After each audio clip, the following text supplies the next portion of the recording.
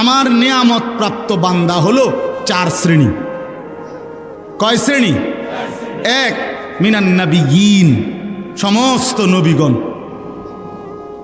2, অস-সিদ্দিকিন, সমস্ত নবীদের পরে উম্মতের মধ্যে সর্বশ্রেষ্ঠ ঈমানদার যে, তারে বলে সিদ্দিক। আল্লাহ তাআলা নবীদের পরে উনাদেরকে সবচেয়ে মর্যাদাবান করেছেন। তো আল্লাহ বলেন সমস্ত নবীগণ আমার নিয়ামত প্রাপ্ত বান্দা, সমস্ত সিদ্দিক যারা নবীদের পরে উম্মতের মধ্যে সর্বশ্রেষ্ঠ সিদ্দিক, তাদেরকে বলে তারা আমার নিয়ামত প্রাপ্ত বান্দা।